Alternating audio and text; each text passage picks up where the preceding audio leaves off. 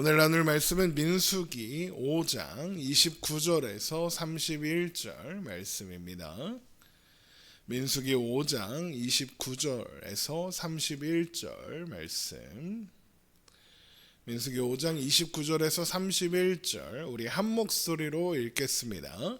이는 의심의 법이니 아내가 그의 남편을 두고 탈선하여 더럽힌 때나 또는 그 남편이 의심이 생겨서 자기의 아내를 의심할 때에 여인을 여호와 앞에 두고 제사장이 법대로 행할 것이라. 남편은 무죄할 것이요 여인은 죄가 있으면 당하리라. 아멘. 민수기 5장은 이제 광야를 이동하게 될 이스라엘 백성들에게 하나님의 임재 안에서 하나님과 동행하는 동안 이스라엘 백성들이 기억하고 지켜야 할 것들을 다시 한번 기억하고 강조하시는 내용이다라고 했습니다. 첫 번째 내용은 부정한 모든 자들을 진영 밖으로 내보내는 일이었죠. 이것은 모든 죄가 하나님을 떠나 있는 상태다라는 것을 확인하게 하시고 기억하게 하시려는 방법이다라고 했습니다. 그 다음으로 말씀하신 것은 죄의 그늘에서 벗어나는 방법에 관한 것이었습니다. 그리고 그 방법이란 죄를 자복하고 회개하며 죄의 값을 온전히 갚는 것이다 라고 하셨죠. 그래야 죄라는 부정에서 벗어나 하나님 안에 머물 수 있다는 겁니다. 그리고 그렇게 되기 위해서는 하나님께서 죄를 깨닫게 해주시는 은혜가 필요하고 그 죄를 용서해 주시는 은혜가 필요합니다. 결국 은혜가 아니면 그 누구도 죄에서 벗어날 수 없다는 것, 부정을 해결할 수 없다는 것을 확인하게 하신 거죠. 그리고 나서 이어지는 말씀은 이게 왜 이런 말씀이 나오는가 싶은 그런 내용입니다. 그 내용이 가늠한 것으로 의심되는 아내의 부정을 저주가 되게 할 쓴 물, 그러니까 저주를 일으키는 쓴 물로 확인하는 방법에 관한 거죠. 그 첫 번째 절차는 의심을 품은 남편이 자기 아내를 보리 소제물과 함께 제사장 앞에 세워서 의심의 소제, 그 기억의 소제라고 하는 것을 드리는 겁니다. 민수기 5장 11절입니다. 민수기 5장 11절 여호와께서 모세에게 말씀하여 이르시되 이스라엘 자손에게 말하여 그들에게 이르라. 만일 어떤 사람의 아내가 탈선하여 남편에게 신의를 저버렸고 한 남자가 그 여자와 동침하였으나 그의 남편의 눈에 숨겨 드러나지 아니하였고 그 여자의 더러워진 일에 증인도 없고 그가 잡히지도 아니하였어도 그 남편이 의심이 생겨 그 아내를 의심하였는데 그의 아내가 더럽혀졌거나 또는 그 남편이 의심이 생겨 그 아내를 의심하였으나 그 아내가 더럽혀지지 아니하였든지 그의 아내를 데리고 제사장에게로 가서 그를 위하여 보리가루 10분의 1 에바를 헌물로 드리되 그것에 기름도 붓지 말고 유황도 두지 말라. 이는 의심의 소재요 죄악을 기억나게 하는 기억의 소재라입니다. 그런데 민수기 5장 14절을 보면 그 남편이 의심이 생겨 그 아내를 의심하였으나 그 아내가 더럽혀지지 아니하였든지라고 해서 실제로는 아내가 가늠한 일이 없어도, 그러니까 단순히 의심만으로도 이 절차에 아내를 데리고 올 수 있다라는 것을 볼 수 있죠. 이것을 그냥 생각하면 뭔가 부당해 보이고 여성이 증거도 없이 의심만 받는 것 같고 억울하고 여성을 차별하는 것처럼 보일 수 있습니다. 그래서 실제로 많은 사람이 이 부분을 공격합니다. 왜 여자만 의심하느냐 이런 거죠. 그런데 과연 그러냐? 아닙니다. 이 규례는 오히려 억울한 여인이 생기지 않도록, 그러니까 남편들로 하여금 무작정 아내를 의심하고 정죄하는 것을 막아주는 규례입니다. 왜 그러냐? 아내를 의심해서 아내를 의심의 소재로 데리고 온다는 것은 남편이 공식적으로 아내를 의심한다고 공표하는 일입니다. 의심하는 본인 또한 아내와 함께 하나님 앞에 서야 하잖아요. 만약에 그런데 의심의 소재에서 아내가 무죄하다는 것이 밝혀지면 어떤 일이 일어나겠습니까? 정숙한 아내를 두고 의심해서 핍박한 남편이 되는 겁니다. 오히려 남편이 손가락질 받게 되겠죠. 심지어 다른 오해, 이를테면 아내를 버리고 다른 여인을 얻으려고 아내를 의심의 소재에 세운 건 아니냐, 이런 오해를 받을 수 있습니다. 그러니까 의심의 소재는 아내를 함부로 의심하지 말아라라는 의도도 있는 겁니다. 정의심이 된다면 의심의 소재, 기억의 소재에 세워서 하나님 앞에 판단을 받으라. 자신 없다면 의심하지 말고 아내를 믿어라라는 의미인 겁니다. 게다가 만약 이런 규례가 없다면 어떤 일이 일어나겠습니까? 남편이 의심스럽다는 이유만으로 아내를 정죄하고 학대할 수 있을 뿐만 아니라 억울하게 이혼을 당해서 버려질 수도 있고 그로 인해 돌에 맞아 죽을 수도 있습니다. 그게 당시의 여성의 위치 같은 것이었으니까요. 그러니까 오히려 성경이 기록된 이 출애굽 시대 고대 사회에서 이 규례는 남편의 악의적인 의심으로부터 아내를 보호하는 장치이기도 하다라는 겁니다. 그러면 그렇게 기억의 소재를 하면 그 다음은 어떻게 지내게 될까요? 제사장은 여인을 하나님 앞에 세우게 됩니다. 그리고 토기에 흙으로 만든 그릇에 거룩한 물을 담아 성막 바닥의 티끌을 그 물에 넣게 됩니다. 성막 바닥에 있는 티끌을 모아서 그 물에 타는 거죠. 민수기 5장 16절입니다. 제사장은 그 여인을 가까이 오게 하여 여호와 앞에 세우고 토기에 거룩한 물을 담고 성막 바닥에 티끌을 취하여 물에 넣고입니다. 그러니까 뭐 굳이 따지자면 굳이 묘사하다면 어떤 물에다가 먼지를 넣은 물인 겁니다. 그냥 먼지 물인 거예요. 그 후에 제사장은 여인의 머리를 풀게 한 후에 의심의 소재물을 그녀의 손 위에 올려놓고 제사장이 성막 바닥에 티끌 섞은 물을 그녀의 앞에 두고 저주의 맹세를 해라라고 요구하게 됩니다. 민수기 5장 18절입니다. 여인을 여호와 앞에 세우고 그의 머리를 풀게 하고 기억나게 하는 소재물 곧 의심의 소재물을 그의 두 손에 두고 제사장은 저주가 되게 할 쓴물을 자기 손에 들고 여인에게 맹세하게 하여 그에게 이르기를 내가 내 남편을 두고 탈선하여 다른 남자와 동침하여 더럽힌 일이 없으면 저주가 되게 하는 이 쓴물의 해독을 면하리라. 그러나 내가 내 남편을 두고 탈선하여 몸을 더럽혀서 내 남편이 아닌 사람과 동침하였으면 제사장이 그 여인에게 저주의 맹세를 하게 하고 그 여인에게 말할지니라. 여호와께서 내 넓적다리가 마르고 내 배가 부어서 내가 내 백성 중에서 저주거리 맹세거리가 되게 하실지라.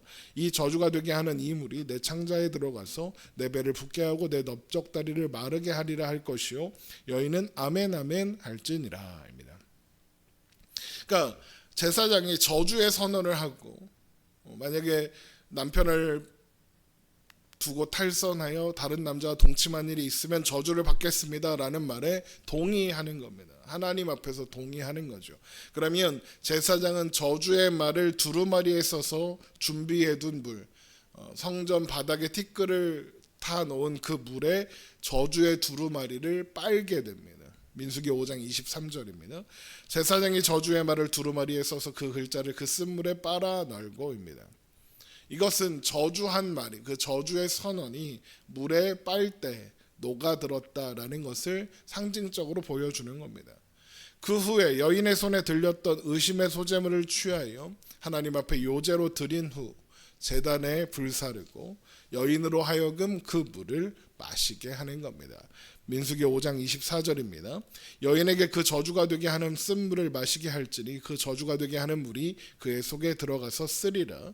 제사장이 먼저 그의 여인의 손에서 의심의 소재물을 취하여 그 소재물을 여호와 앞에 흔들고 제단으로 가지고 가서 제사장은 그 소재물 중에서 한 움큼을 취하여 그 여자에게 기억나게 하는 소재물로 제단 위에 불사르고 그 후에 여인에게 그 물을 마시게 할지라.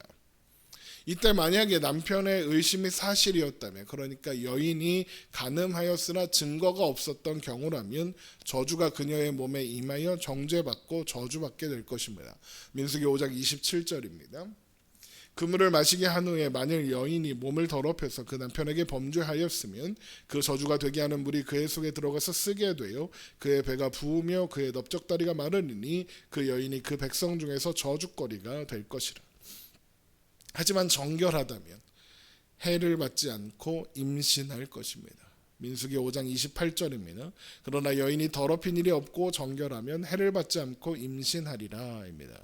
여기서 임신한다라는 것은 하나님이 태의 축복을 거두지 않으신다, 여인을 향한 의심이 모두 해소되었고 하나님이 그녀를 축복하신다, 이런 의미인 겁니다. 이것은 1차적으로 남편의 신뢰를 회복한다, 이런 의미가 있지만 이것은 나아가서 그녀가 무죄하다는 것을 하나님이 직접 공인하셨다라는 뜻이 됩니다. 생명의 근원은 하나님께 있고 임신하여 아이를 갖게 하시는 분도 하나님이시니까요. 그럼에도 하나님이 그렇게 공인해 주셨어요. 그런데 남편이 못 믿겠다, 난 여전히 아내가 의심스럽다, 이러면 그게 어떤 의미가 되겠습니까? 하나님을 의심하는 거죠. 하나님의 결정을 인정하지 못한다는 의미가 되는 겁니다. 그리고 그것은 스스로 하나님의 백성 되기를 포기하는 행동이고, 민수기 5장 서두에 있는 것처럼 진영 밖으로 나가는 존재, 부정한 존재가 되겠다는 의미가 되는 겁니다. 그러므로 이후로 남편은 아내를 의심하지 않고 사랑으로 보살펴야 한다, 그런 겁니다. 민수기 5장 29절입니다. 이는 의심의 법이니 아내가 그 남편을 두고 탈선하여 더럽힌 때나 또는 그 남편이 의심이 생겨서 자기의 아내를 의심할 때에 여인을 여호와 앞에 두고 제사장이 법대로 행할 것이라. 남편은 무죄할 것이요 여인은 죄가 있으면 당하리라 입니다. 남편은 의심만으로 아내를 이 자리에 세워서 아내가 무죄하다는 것이 밝혀져도 무죄하고, 아내가 죄가 있으면 죄의 값을 치르게 될 겁니다. 이것은 하나님 앞에 서는 부담, 자신의 아내를 의심한다는 것을 공개적으로 공표하는 부담을 이기고서라도 아내를 그 자리에 세웠다면 이미 그건 의심의 수준을 이미 많이 넘어갔을 것이다 라고 생각하기 때문입니다. 그런 상황에서 의심에 대한 대가를 치러야 한다면 아내를 이 자리에 데리고 오기도 힘들겠죠. 하지만 데리고 왔으니 하나님이 무죄하다 선언하시는 겁니다. 만약에 계속 이 자리에 데려와서 거짓 의심인 게 판명되면, 그래서 그거에 대한 대가를 남편이 치러야 하면 어떻게 되겠습니까? 계속 의심하는 상태로 살겠죠. 그러면 그가 하는 그 의심으로 아내를 지속적으로 괴롭히게 될 겁니다. 아내가 남편의 소유물로 여겨지던 시대입니다. 그래서 의심한 것만으로는 죄를 삼지 않겠다라고 하셔서, 그렇게 의심이 되면 아내를 괴롭히지 말고 하나님 앞에 세워라. 하나님 앞에 서서 하나님의 판단을 받아라. 그리고 그 의심을 빨리 해소해서 온전하고 건강한 부부 생활을 이어가라라는 의도로 의심한 남편은 무죄하다 하시는 겁니다. 그런데 앞에서 민수기 5장이 이제 광야를 이동하게 될 이스라엘 백성들에게 하나님의 인재 안에서 하나님과 동행하는 동안 이스라엘 백성들이 기억하고 지켜야 할 내용들을 다시 한번 강조하시는 내용이다 그랬잖아요. 그런데 그 내용에 왜 이런 의심의 소재가 포함되어 있을까요? 그것도 가장 많은 분량을 차지하고 있으면서까지. 그 이유는 이스라엘 백성 전체가 하나님의 신부, 하나님의 아내이기 때문에 그렇습니다. 이사야 54장 5절에 이는 너를 지으신 이가 내 남편이시라, 그의 이름은 만군의 여호와이시며 내 구속자는 이스라엘의 거룩한 이시라, 그는 온 땅의 하나님이라 일컬음을 받으실 것이라 입니다. 그런데 하나님의 신부인 이스라엘이 간음한다라면 그게 무슨 뜻이겠습니까? 우상을 섬기는 겁니다. 하나님께서 이스라엘 백성들에게 너희들이 우상을 섬겼다, 남편인 나를 버리고 간음했다, 그러면 그들이 뭐라고 항변하겠습니까? 아닙니다. 우리는 하나님만을 섬겼습니다. 우리는 우상을 섬긴 적이 없고 간음한 적이 없습니다. 그러겠죠. 예를 들어서 출애굽기 32장에서 아론의 금송아지 사건을 생각해 보십시오. 아론이 금송아지를 만들어 놓고 우상 숭배를 하면서도 뭐라고 합니까? 자, 너희들이 만들어 달라던 우상이다 이렇게 말합니까? 아닙니다. 이는 너희를 애굽 땅에서 인도해낸 신이다 그럽니다. 하나님이다 그럽니다. 열왕기상 12장에서 여로보암이 베델과 단에 금송아지로 만든 제단을 만들어 놓고 뭐라고 합니까? 우상을 섬겨라 그럽니까? 여기가 하나님의 성전이다 그럽니다. 하나님을 섬기라고 합니다. 그러니까 이게 단순히 사람과 사람 사이의 문제였다면 그저 의심에 불과한 상황이 되는 겁니다.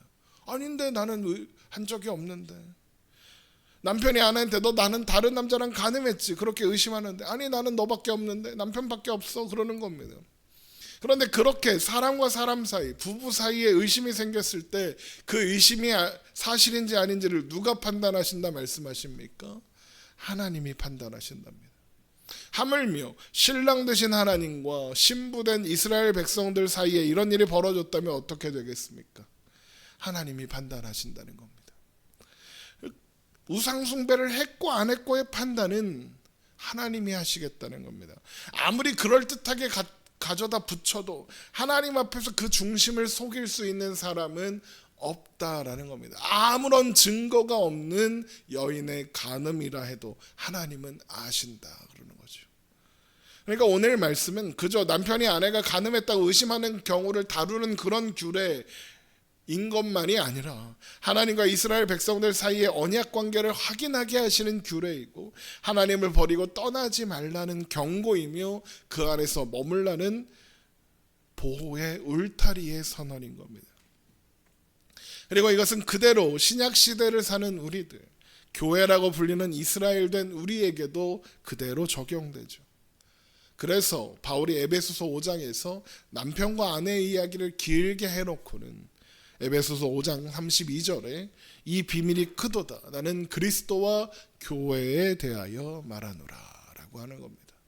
남편과 아내의 이야기가 남편과 아내의 이야기가 아니라 교회와 그리스도에 관한 이야기다라고 하시는 거죠. 우리는 영원하신 하나님 곧 예수 그리스도의 거룩한 신부입니다. 하나님께서 그런 우리에게 원하시는 것은 하나님을 사랑하고 하나님을 경외함으로 하나님 안에 머물러 사는 것이고, 우리를 그런 존재로 만드시기 위해 예수님께서 우리가 받아야 할 모든 의심을 받으시고 우리가 치렀어야 할 모든 죄의 결과를 대신 감당하신 겁니다. 여러분, 이 사실을 기억하며 그리스도의 아내된 교회로서 언제나 주님 안에 머물며 주님과 동행하며 사는 우리가 되기를 주님의 이름으로 축원합니다. 기도하겠습니다.